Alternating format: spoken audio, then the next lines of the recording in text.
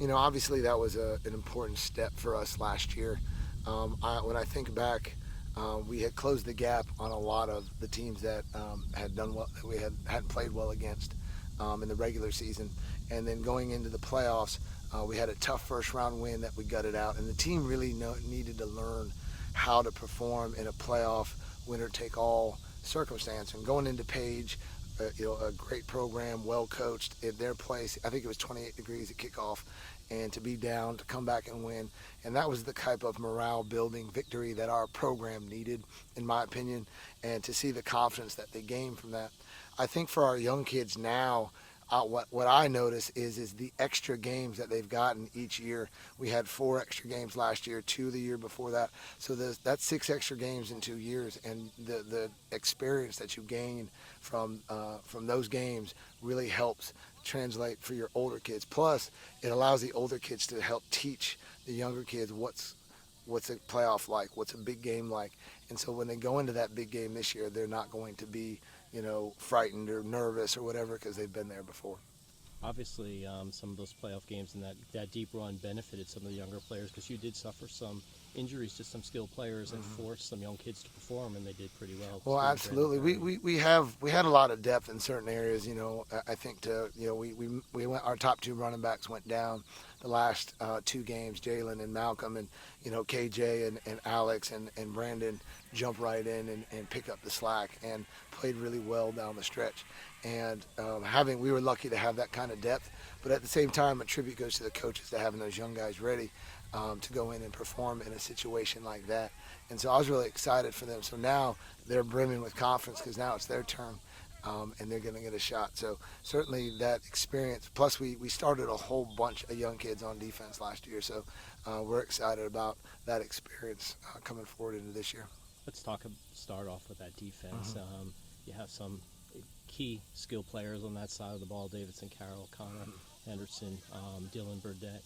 Your sort of linebacker core seems pretty strong. Just talk about that overall defense that you're bringing. Well, the thing that it makes coaching them easier because they know the basics of what you're doing. We don't change our schemes too much from year to year, so you can pick up things quicker and move a little faster and start working situations and little things that you don't normally get when you're coaching a younger group who's just working on the basics. What I really love about Connor and Davison and Dylan and some of the other guys is that leadership that they bring. They know what it takes. They played varsity as sophomores, so they've been in the big games, and they certainly are able to bring that to the practice field, and they know what I expect, and they hold the rest of the defense accountable. And having that senior leadership, which was so important last season on our offense, it's kind of flipped over to the defense now, where that's where a lot of our experience is just so important now in a hot day where you're kind of dragging a little bit, and it's your seniors that kind of help push you through a little bit.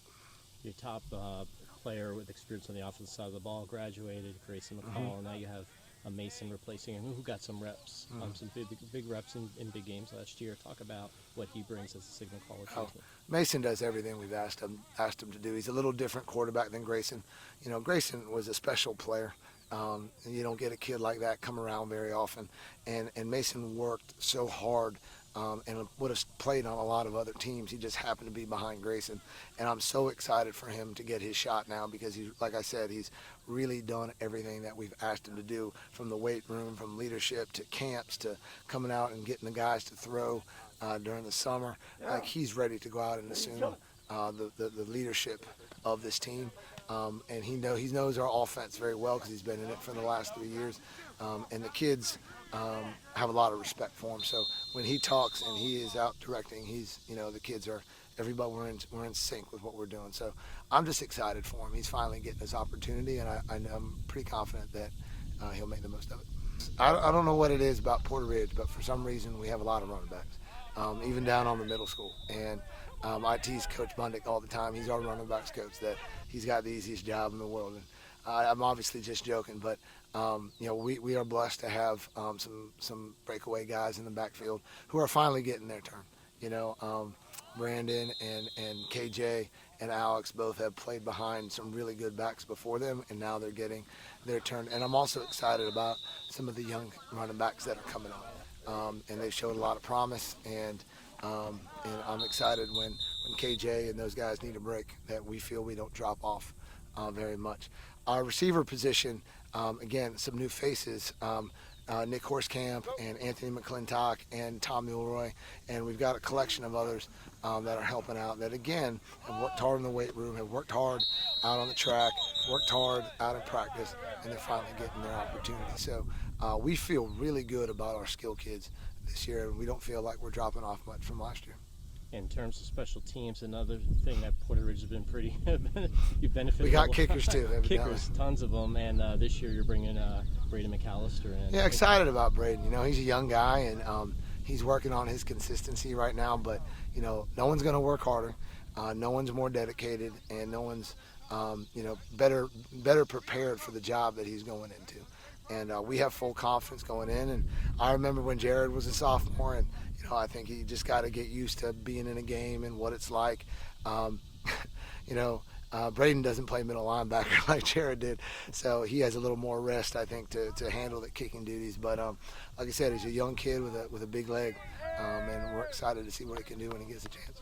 Last year, we got the opportunity to play in December, and we had talked about what a special opportunity that was, and to practice on Thanksgiving. So, and I was really happy for the seniors that they had that experience, to go that far and play one game away from the playoffs. They have a memory that they'll last forever. And when it's said and done with this team, what you really want, is, are we better than when we started? Did our process work? Did our kids grow up? Did they mature? Did they become good young men and students and football players on their way? And success for us is a byproduct of good habits, and we really preach good habits with our kids. You saw that out here today, doing things the right way. And I feel like if we practice the right way, we prepare the right way, and we do things in the classroom the right way, that we'll have success on the field, because the habits that we demonstrate on a daily basis, they have a way of showing up on the game field on Friday night. And this team has been with me for 4 years. The seniors went undefeated when they were on JV, when they were sophomores.